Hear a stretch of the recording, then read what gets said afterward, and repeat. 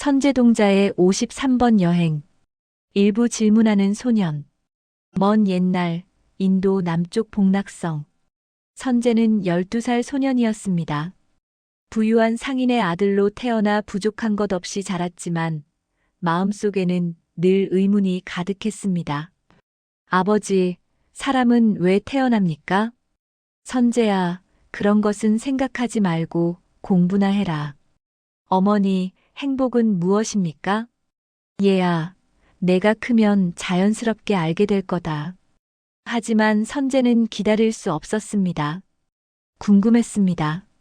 인생의 의미가, 진정한 행복이, 깨달음이 무엇인지 알고 싶었습니다. 어느 날 복락성에 문수보살이 방문하셨습니다. 문수보살은 지혜의 보살로 수많은 사람들에게 법을 설하고 계셨습니다. 선제는 문수보살의 설법을 들었습니다. 그 순간 마치 목마른 사람이 물을 만난 것처럼 마음이 시원해졌습니다. 이것이다. 이것이 내가 찾던 것이다. 설법이 끝난 후 선제는 문수보살 앞에 무릎을 꿇었습니다. 보살님, 저를 제자로 받아주십시오. 저는 진리를 배우고 싶습니다.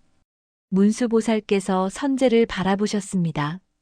소년의 눈에는 진심이 가득했습니다. 선제야, 내 마음이 아름답구나.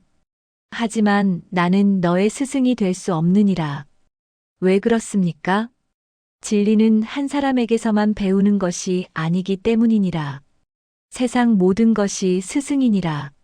선제는 이해할 수 없었습니다. 그렇다면 저는 어떻게 해야 합니까? 여행을 떠나라. 여행이요? 그렇다.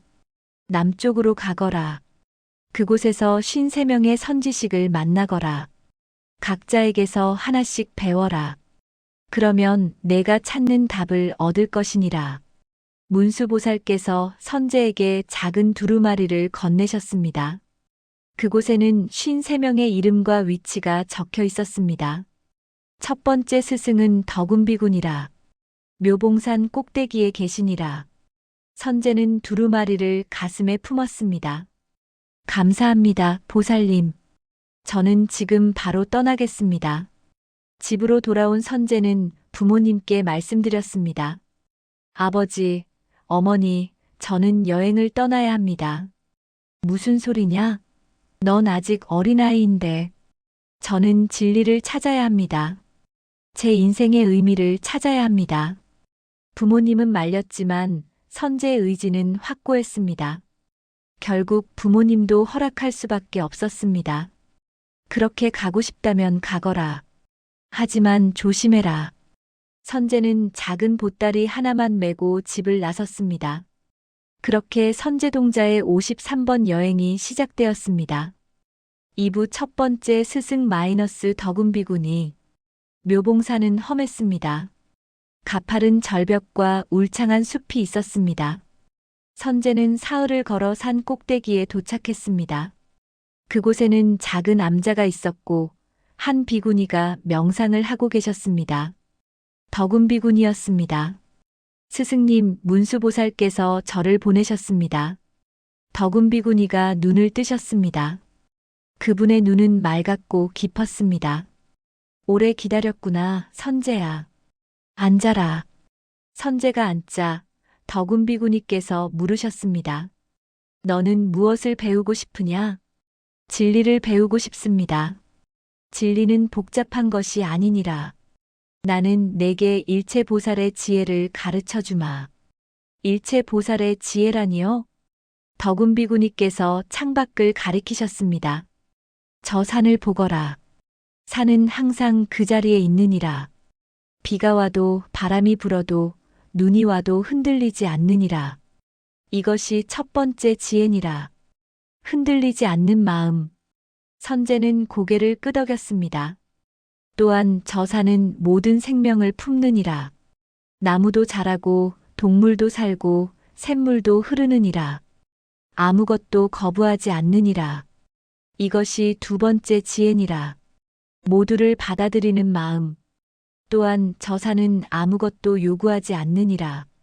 칭찬을 바라지도 보상을 기대하지도 않느니라. 그냥 거기 있을 뿐이니라. 이것이 세 번째 지혜니라. 바라지 않는 마음. 선제는 감동했습니다. 이렇게 간단한 말씀인데 이렇게 깊은 의미가 있다니. 감사합니다, 스승님. 평생 잊지 않겠습니다. 이제 가거라. 다음 스승이 기다리고 있느니라. 3부 바닷가의 소녀 해운비구니. 두 번째 스승은 바닷가에 계셨습니다. 해운비구니는 놀랍게도 선제보다 어린 10살 소녀였습니다. 스승님, 이렇게 어리신데. 선제가 당황하자 소녀가 웃었습니다. 나이가 중요하냐? 진리에는 나이가 없느니라. 소녀는 모래사장에 앉아 파도를 바라보고 있었습니다. 앉아라, 선제야. 저 파도를 보거라. 선제가 파도를 바라보았습니다. 파도는 끊임없이 밀려왔다가 물러가느니라. 한순간도 같은 모습이 아니니라. 이것이 무상이니라. 모든 것은 변한다는 진리니라. 소녀가 모래를 한 움큼 쥐었습니다. 이 모래를 보거라. 수억 개의 모래 알갱이가 있지만 각각이 다 다르니라. 하지만 함께 모여 해변을 이루느니라. 이것이 연기니라. 모든 것은 서로 연결되어 있다는 진리니라. 소녀가 조개 껍데기를 주어 선제에게 주었습니다. 이 조개 껍데기를 귀에 대보거라. 선제가 조개 껍데기를 귀에 댔습니다. 바다 소리가 들렸습니다. 저 소리는 조개 껍데기 안에 있는 것이 아니니라. 내 마음 속에 있는 것이니라. 우리가 무엇을 듣느냐는 우리 마음에 달려 있느니라. 선제는 깨달았습니다. 어린 소녀지만 깊은 지혜를 가지고 있었습니다. 사부 뱃사공 자제장자. 세 번째 스승은 강의 뱃사공이었습니다. 자제장자는 50년간 사람들을 강 건너편으로 실어 날랐습니다. 스승님, 뱃사공 일에서 무슨 깨달음을 얻으셨습니까? 자제장자가 노를 저으며 대답했습니다.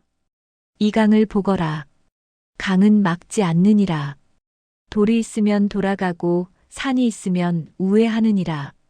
하지만 결국 바다에 도착하느니라. 우리 인생도 마찬가지니라. 장애물이 있어도 막히지 말고 어려움이 있어도 포기하지 말거라. 유연하게 흘러가면 결국 목적지에 도착하느니라. 배가 강 한가운데 왔을 때 자제장자가 노를 멈추었습니다. 여기서 물을 떠보거라. 선제가 강물을 떠서 마셨습니다. 맑고 시원했습니다. 이 물은 상류에서 왔느니라. 수백 킬로미터를 흘러왔느니라. 산을 지나고 숲을 지나고 마을을 지나왔느니라. 하지만 물은 여전히 맑느니라. 왜냐하면 물은 집착하지 않기 때문이니라. 무슨 뜻입니까? 물은 산을 지날 때 산에 집착하지 않느니라. 숲을 지날 때 숲에 머물지 않느니라. 그냥 흘러갈 뿐이니라. 우리도 그래야 하느니라. 과거에 집착하지 말고 미래에 집착하지 말고 지금 이 순간을 흘러가거라. 오부 의사 미륵장자. 네 번째 스승은 의사였습니다. 미륵장자는 큰 병원을 운영하며 가난한 사람들을 무료로 치료했습니다. 스승님, 어떻게 이렇게 많은 사람을 치료하십니까? 몸의 병을 치료하는 것은 쉽느니라. 하지만 마음의 병을 치료하는 것이 더 중요하니라. 미륵장자가 한 환자를 가리켰습니다. 저 사람은 배가 아프다고 왔느니라. 하지만 진짜 문제는 배가 아니라 마음이니라. 걱정과 불안이 위를 상하게 만들었느니라. 어떻게 치료하십니까? 약도 주지만 더 중요한 것은 이야기를 들어주는 것이니라. 그의 걱정을 들어주고 위로해주고 해결책을 함께 찾아주느니라. 그러면 마음이 편해지고 몸도 낫느니라. 미륵장자가 선제를 바라보며 말했습니다. 선제야, 기억하거라. 사람들은 약보다 사랑이 더 필요하니라. 기술보다 따뜻함이 더 필요하니라. 내가 누군가를 돕고 싶다면 먼저 그의 마음을 이해하거라. 6부 시간의 흐름. 선제의 여행은 계속되었습니다. 5번째 스승은 대장장이었습니다. 그는 불과 망치로 철을 두드리며 가르쳤습니다. 쇠는 두드려야 단단해지느니라. 사람도 마찬가지니라. 시련이 우리를 강하게 만드느니라. 6번째 스승은 농부였습니다. 씨앗을 심고 기다려야 하느니라. 조급하게 뽑아보면 죽느니라. 인내가 필요하니라. 7번째 스승은 목수였습니다. 나무마다 결이 다르니라. 어떤 나무는 부드럽고 어떤 나무는 단단하니라. 사람도 마찬가지니라. 각자의 특성을 이해하고 존중해야 하느니라. 8번째 스승은 음악가였습니다. 음표 하나하나는 소리일 뿐이니라. 하지만 함께 모이면 아름다운 음악이 되느니라. 조화가 중요하니라. 9번째 스승은 화가였습니다. 흰 캔버스는 비어있지만 무한한 가능성을 담고 있느니라. 내 마음도 마찬가지니라. 비워야 채울 수 있느니라. 선제는 한 명 한 명 만날 때마다 성장했습니다. 키도 자랐고 생각도 깊어졌습니다. 7부 특별한 만남들. 20번째 스승은 놀랍게도 매춘부였습니다. 바수밀 다라는 여인이었습니다. 선제는 망설였습니다. 이런 직업을 가진 사람에게서 무엇을 배울 수 있을까? 하지만 문수보살께서 보낸 것이니 이유가 있을 것이라 생각하고 찾아갔습니다. 바수밀다는 아름다운 여인이었지만 슬픈 눈을 가지고 있었습니다. 선제야, 너는 나를 경멸하느냐? 아, 아닙니다. 거짓말하지 마라. 내 눈에 보이느니라. 바수밀다가 말했습니다. 나는 이 일을 하지만 모든 사람을 자비로 대하느니라. 오는 사람들은 외롭고 상처받고 사랑받지 못한 사람들이니라. 나는 그들을 위로하느니라. 하지만 내가 배워야 할 것은 이것이니라. 사람을 직업으로 판단하지 마라. 신분으로 판단하지 마라. 겉모습으로 판단하지 마라. 모든 사람은 존중받을 가치가 있느니라. 선제는 부끄러웠습니다. 자신의 편견을 깨달았습니다. 30번째 스승은 어린아이였습니다. 5살짜리 아이가 모래성을 쌓고 있었습니다. 스승님, 이렇게 어린아이가. 아이가 웃으며 말했습니다. 나이는 중요하지 않아요. 나는 당신에게 놀이를 가르쳐 줄 거예요. 놀이요? 어른들은 너무 심각해요. 모든 것을 복잡하게 생각해요. 하지만 진리는 간단해요. 이 모래성처럼요. 아이가 열심히 쌓은 모래성을 손으로 무너뜨렸습니다. 보세요. 무너졌어요. 슬퍼요? 아니에요. 다시 쌓으면 돼요. 아이는 다시 모래성을 쌓기 시작했습니다. 집착하지 마세요. 무너지면 다시 시작하면 돼요. 인생도 그래요. 실패해도 괜찮아요. 다시 시작하면 돼요. 선제는 깨달았습니다. 때로는 어른보다 아이가 더 지혜롭다는 것을. 8부 고난의 여정. 40번째 스승을 찾아가는 길은 험했습니다. 사막을 건너야 했습니다. 물이 떨어졌고 음식도 떨어졌습니다. 선제는 지쳐 쓰러졌습니다. 이대로 죽는 것인가? 그때 한 노파가 나타났습니다. 젊은이, 괜찮은가? 노파는 선제에게 물을 주고 음식을 주었습니다. 선제는 살아났습니다. 감사합니다, 할머니. 제 생명을 구해주셨습니다. 아니니라. 내가 스스로 살아난 것이니라. 노파가 미소 지었습니다. 나는 내 41번째 스승이니라. 할머니께서 스승이셨습니까? 그렇다. 나는 내게 자비를 가르쳐 주려고 여기서 기다렸느니라. 가장 힘들 때 누군가의 도움이 얼마나 소중한지 경험했느냐? 네, 할머니. 그렇다면 기억하거라. 내가 언젠가 강해지면 약한 사람을 도와주거라. 내가 힘들었던 것을 기억하고 다른 사람의 고통을 이해하거라. 구부 마지막을 향해 선재는 계속 여행했습니다. 봄, 여름, 가을, 겨울이 지나갔습니다. 한 해, 두 해, 세 해가 흘렀습니다. 선재는 이제 12살 소년이 아니었습니다. 15세 청년이 되었습니다. 50번째 스승은 왕이었습니다. 권력은 책임이니라. 많은 사람의 운명을 좌우하느니라. 겸손해야 하느니라. 51번째 스승은 거지였습니다. 아무것도 가지지 않았지만 나는 자유롭니라. 잃을 것이 없으니 두려울 것도 없느니라. 52번째 스승은 죽어가는 노인이었습니다. 인생은 짧으니라. 매 순간을 소중히 여기거라.